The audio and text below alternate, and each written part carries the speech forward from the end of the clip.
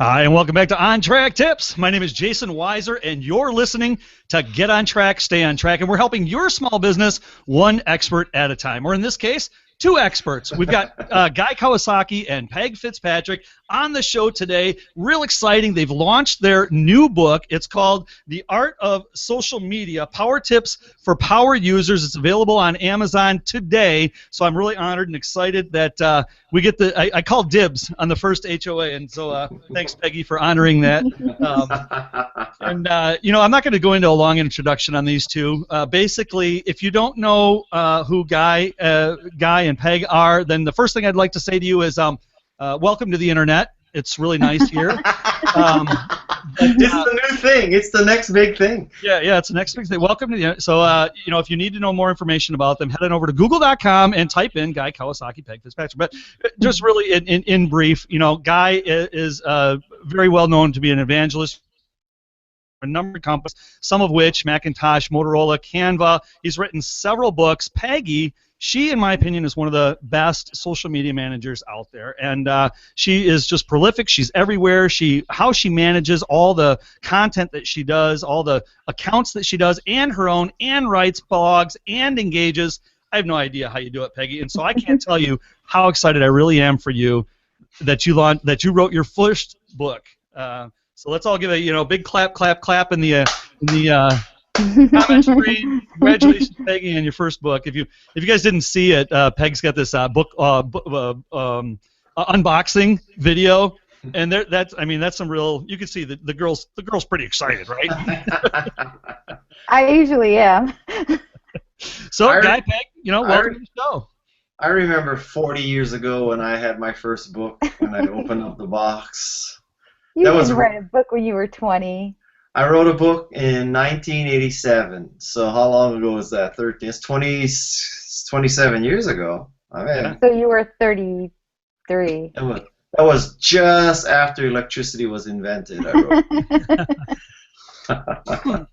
Well, we got a little bit of housekeeping. I'm not going to do a lot of housekeeping this time around, but I am going to give a shout out to our sponsor this time. Our sponsor is Social Warfare. That is your ultimate social sharing arsenal, and it's the only social sharing WordPress plugin that your site needs. WarfarePlugins.com.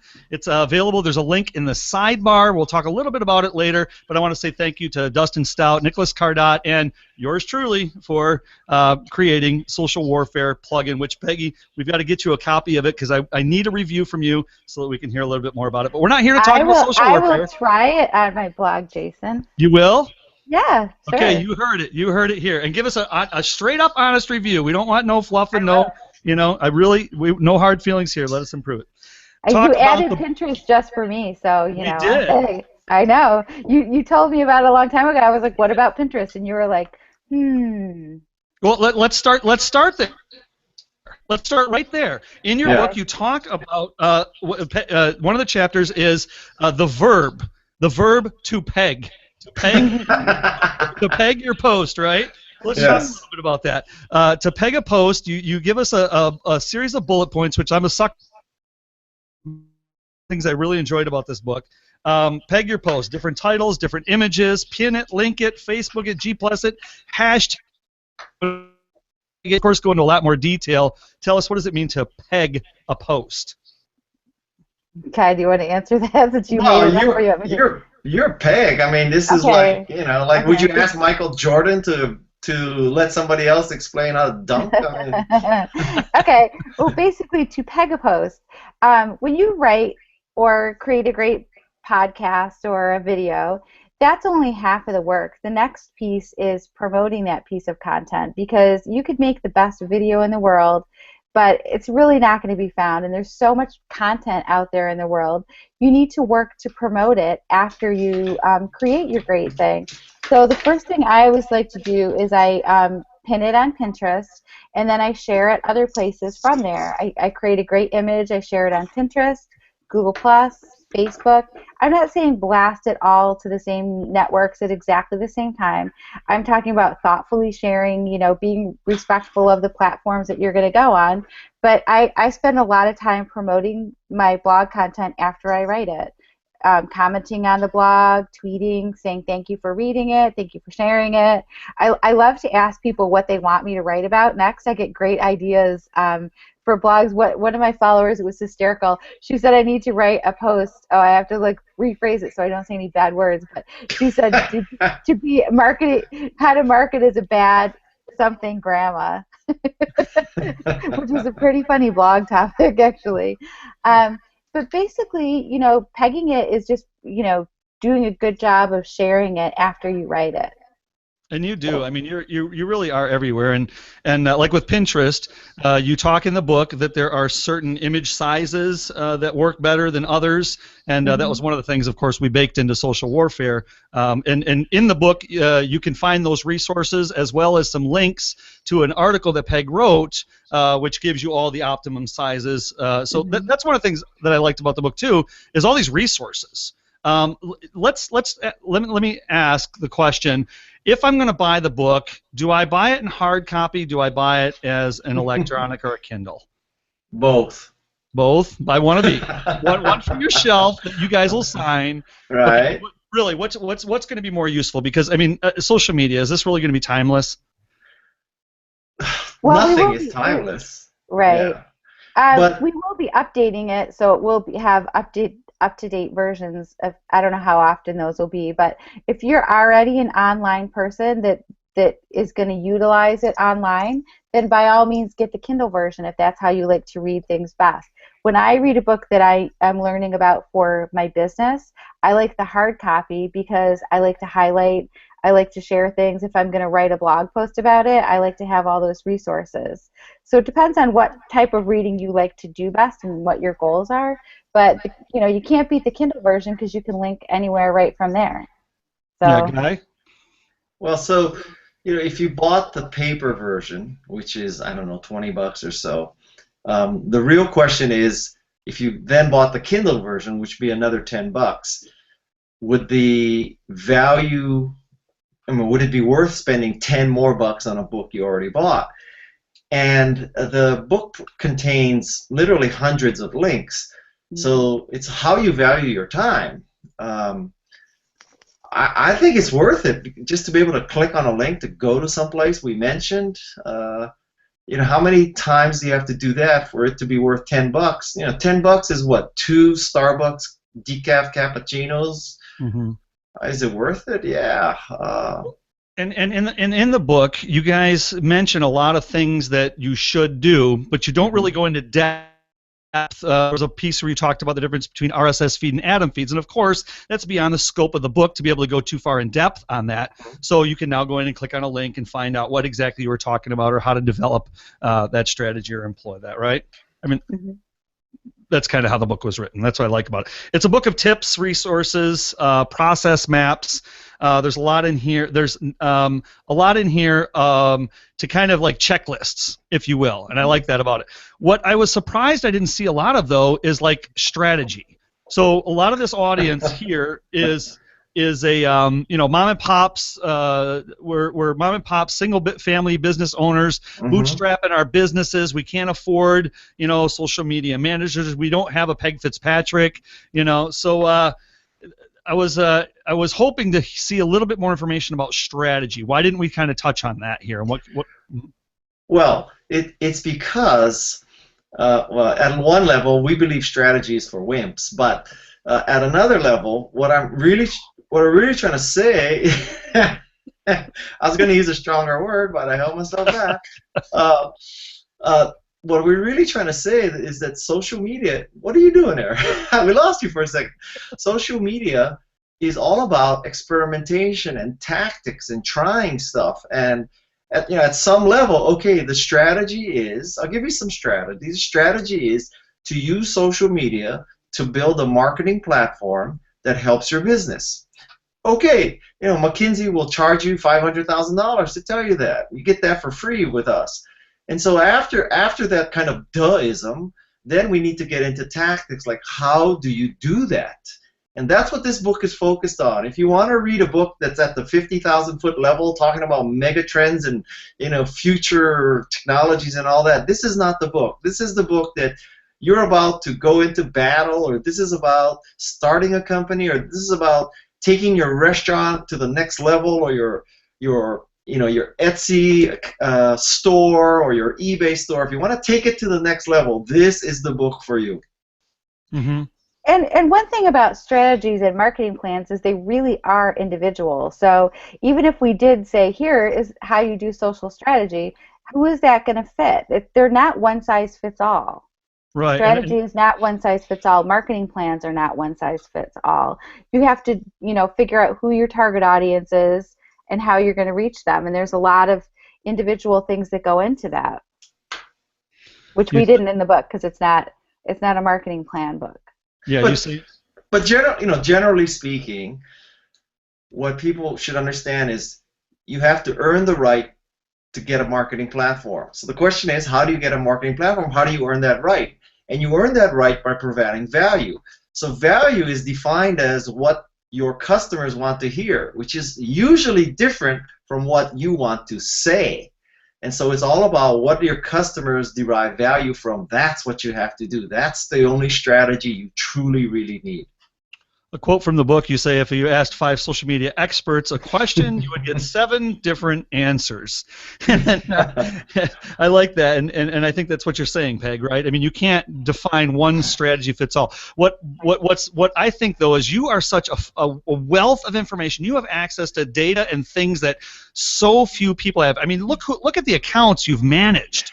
I mean, Virgin, Motorola, Canva. I mean, you've been in the trenches. Do you ever plan on launching or letting us kind of see some of the behind the scenes you've tested, you've been, because you've got all this resource, all this opportunity. You get thousands of hits to one blog site that many of our mom and pops aren't. Do you ever hope to or plan to share some of that inside information? You mean as like case studies? Yeah. It's possible. There's my book that I was writing before we wrote this one was how to market a book, but that may be rolled into more of like how to launch everything, like the art of launching, which would involve all of that stuff. So it's possible. Yeah. But you know what? But Peggy, I would make the case that what Jason just asked for is in this book. I mean, this book is based on all the experiences we've had with Motorola, Canva, and all our books. We pulled the social parts of that. So the other part of that could be the marketing pieces, but like the stats from the. But we, just so people understand, we put everything we had into this book. There's nothing being held back. So you know how some people, they write a book because they want to use it as an entree for you to pay for their seminar or something like that? We don't do seminars and that kind of stuff. This is it. This is everything we have, flat out, all the value we could provide. I don't want people to think we're holding something back for, the special $1,000 a day seminar. This is it, baby. Yeah, we could break things into a different way in explaining it. We could do that in blog posts, just like more of a case study of like but those are in there. Like for example, the how to socialize an event is what we did with Motorola when we went to South America and did a product launch. We did it with social media. We did all the social media. The Motorola brand themselves did their own, and then we did the events, and we broke down all the different pieces, and it was extensive. We did a huge amount of things. We traveled. I mean, it was ridiculously fun. We traveled all over South America, but it was also sometimes we were like 2 days we were in one city. We didn't know what country we were in. But it was great. But that's that how to socialize an event. We boiled that all down and put all the pieces in there. So that is a case study in this. That definitely was, in my opinion. Not only does it talk about, not only does it talk about that live event, but a lot of the things that you used in that live event or those strategies and ideas can be applied in so many other areas. Putting even so much as putting the tweet, putting your hashtag up on the main board, right? Like right now, why don't I have my hashtag up? Which, by the way, now's a good time since we're at intermission. There we go, Art of Social, hashtag Art of Social. There you go. See? Throw it up on the board. We're having a Twitter chat going on right now as we speak. I got one of my assistants is over using the hashtag OnTrackTips, and we're talking over on Twitter right now. So if you have questions, jump in over there. Also, I want to remind those of you that are just now joining us, we're talking with Peg Fitzpatrick and Guy Kawasaki about the art of social media power tips for power users. The book is being launched today. It's on Amazon. It's available, Kindle and paperback. And our sponsor for today's event is Social Warfare. Head on over to socialwarfareplugins.com and get the only social sharing plugin that you will ever need for WordPress. Let's talk about growing followers. You have a quote in there. You say one of your chapters, chapter 6. There's two types of people on social media: those who want more followers and those who are lying. There we go. Hey, Pug. Oh, my dog. Peg and Pug.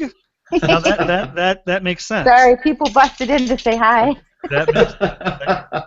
So, followers, we were talking a little bit in the green room here. There's a lot of the people that are watching the show, mom and pops, bootstrappers, like I said, small business owners.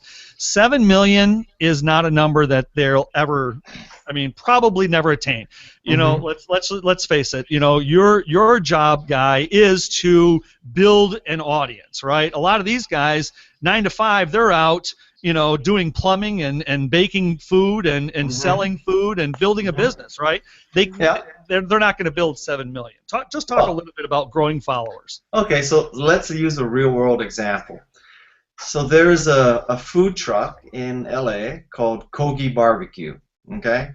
And they have about 60,000 Twitter followers. So what they do is they tweet that, from 12 to 1 p.m., we'll be at the corner of, La Cienega and something in LA. So when their truck shows up there, there's 100 people waiting to buy their tacos, right? So this is truly a small business. They only have 60,000 followers. Which is a lot. Yeah, which is a lot, but it's not 7 million. No. And that's a completely achievable number. And people follow their tweets so they know where the food truck will be. So I think that is a great and inspiring example for any small business to use social media. That's what it takes. You don't have to be Paris Hilton or Kim Kardashian or David Beckham to use social media. This works. So some tips that somebody that is a small business, you don't need even tens of thousands of followers. If you have an engaged following that's a couple hundred to 1,000, and you use geotagging, if you use correct hashtags and target things, if you're a brick and mortar, hashtag things with your local town, do geotagging, on Instagram and Twitter, anywhere where you can check in or log in. Use all the things that are local to connect with your people locally, and there's great ways you can meet tons of new clients that way. And let's jump over to engagement and comments. Peg, you are fantastic when it comes to engagement and comments. You're always jumping into your stream, responding to questions, even if it's just a quick hey or hi. Maybe not carrying on long, in-depth conversations, but you've somehow figured out a way to be able to not only post a ton of stuff, but also be in your stream, communicating on all platforms. I see you on Pinterest and Facebook and of course Google+. Different strategies here now, though. You and Guy, right? You guys, when our first interview, when we were talking about evangelism, Guy, the last time we were here, I said, Guy, what do you bring to the table? You say, I bring 7 million followers and Peg Fitzpatrick, right? that was your answer.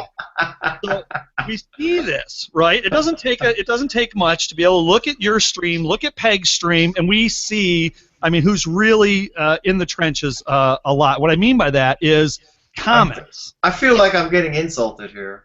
Are you? Oh, I don't mean. Here's the question. When we get so many followers and we get so big, it becomes almost impossible to communicate at that level. You just get overwhelmed. I find myself with just even a few that I have. I only have 15,000, 20,000 followers on G+. Red bell is going off, and I'm like, man, I got work to do. I can't jump in here. And I don't see you engage a lot on G+. That's why I was wondering. Oh, quite the contrary. I engage a lot. No, no, you post a lot, but like comments. No, I mean comment. I respond. I respond a lot. But and on Facebook as well, and Twitter. But I respond to things that need responses.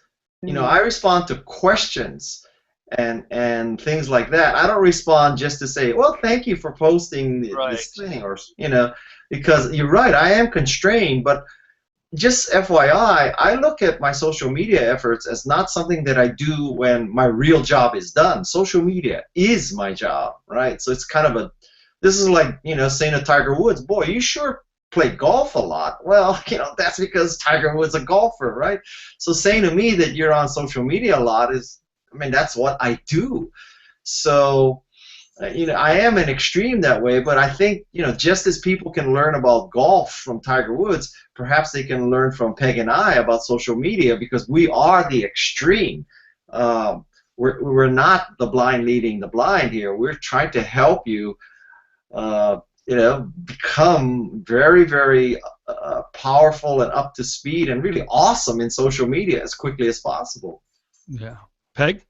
So the keys to like engaging with in comments with people who have a lot of followers, if you want to start conversations, you have relevant conversations. That's when Guy jumps in to talk to people. If you mention him and you're talking about the post or the topic, if you're off topic and saying, the post is about like 50 states best foods, like where's the best burgers, and the person is like, can you please review my my business plan for my company because I need help. Like that's what Guy gets a lot in his comments. My comments are usually more related to what the posts are, and he gets weird requests and stuff. So those aren't going to get answered.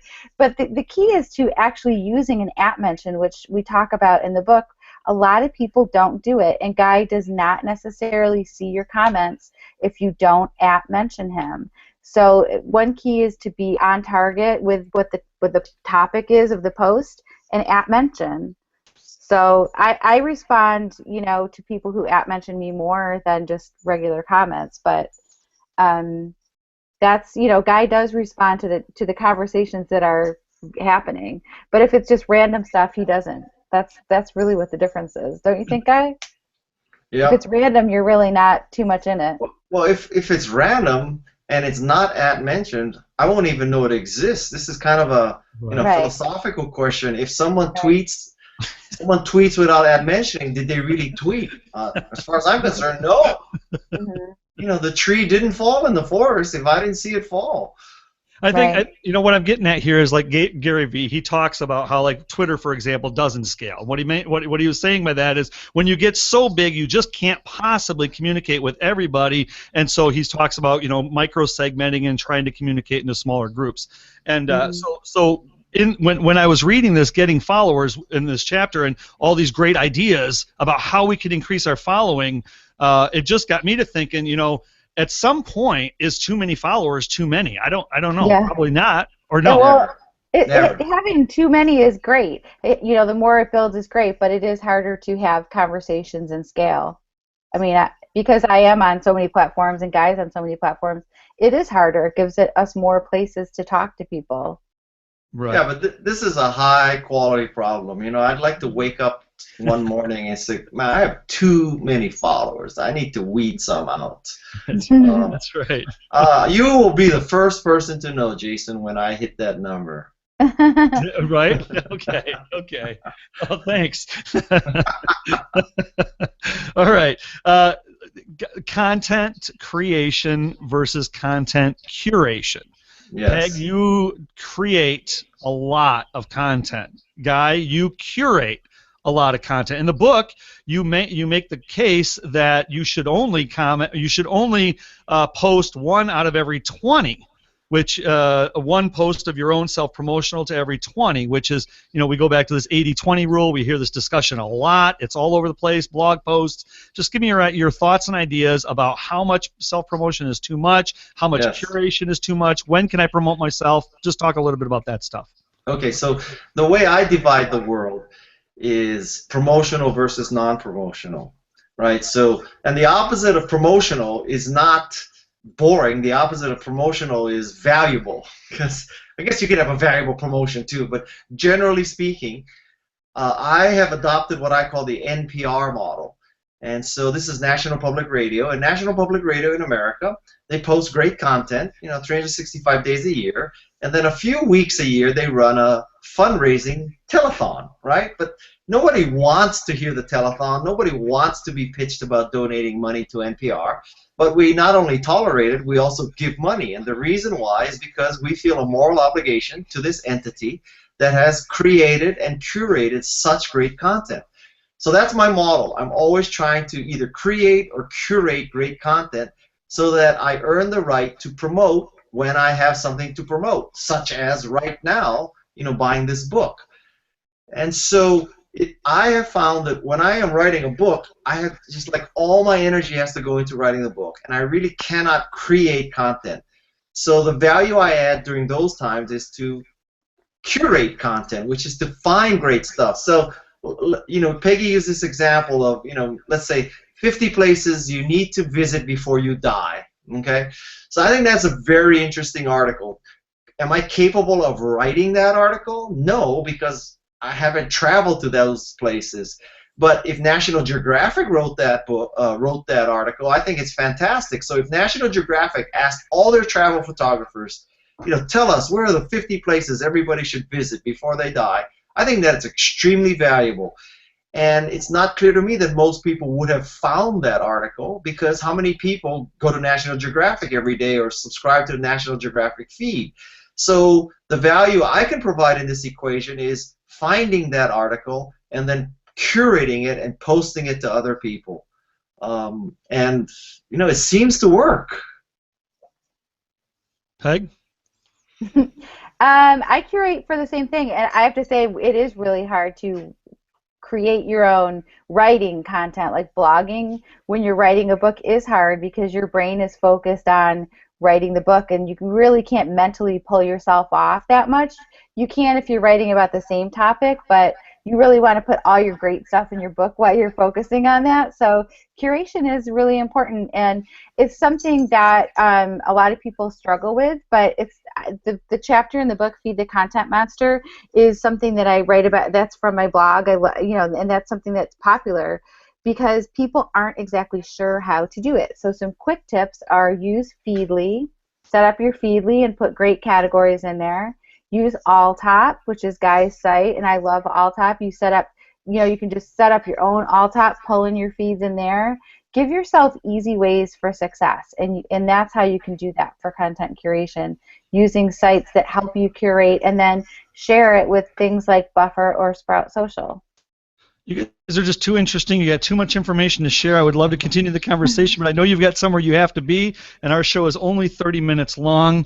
I wish I had a chance to get to some of the questions from the stream. There's a lot of people over there asking great conversations or great questions, so I'm just going to shout you out real quick. Mia Voss, of course, Kim Armstrong, Jody Oken, Nicholas Cardock, Wilson, Dave Kutcher, Christine DeGraff, just the list goes on and on. Coach G. Guys, everybody, thanks so much for popping in and saying hi and asking your questions and being part of this conversation. Guy, who is the art of social media? Power tips for power user. Who is the ideal person to buy this book? Who needs this? Anybody with $20. Ah, excellent. Peg? I would say somebody who wants to to learn how to use their social media more efficiently and better. It could be somebody who's new, just starting out, or somebody who's been around a little bit, because we kind of cover a really wide range. So anybody who's interested in social media. I love your conversation about SlideShare. Excellent information in there. Fantastic chapter on the live events. Lots of resources. The index is just chock full of fantastic information. 12 chapters, 128 bullet points, if you will, or topics or tips or whatever you want to call them. Right here, The Art of Social Media, Power Tips for Power Users, Guy Kawasaki, Peg Fitzpatrick. We're saying thank you, sponsor. One more thing. Social warfare. One more thing. Yep. Yeah. If people want more information, they should go to artof.social. And the first thing they're going to encounter is a quiz to see if you should read the book. Ah, yeah. Yeah, yeah. There it is. You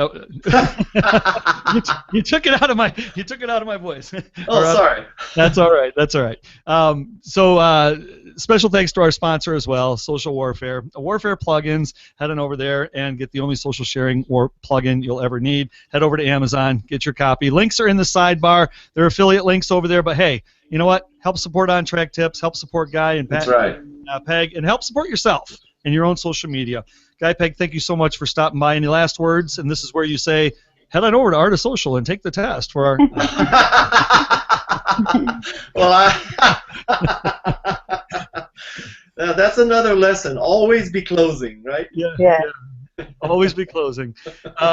Guys, great! It's great to have you on here. Peg, Jay was saying that you and Ann Hanley were had the record for having the most appearances on his show, and I'm honored to say that you hold the record for having the most appearances right here at On Track Tips, and your How to Manage Multiple Networks has had over 2,000 views for a Hangout on Air. That's a very, very impressive number, and I think that it has a lot to do with how you've shared that and embedded that YouTube video. We'll talk about that the next time we get you on the show. And thank you, everybody. We had fun. Bye. We'll see you in the stream. Bye for now. Thank you, Jason. Yeah. Bye.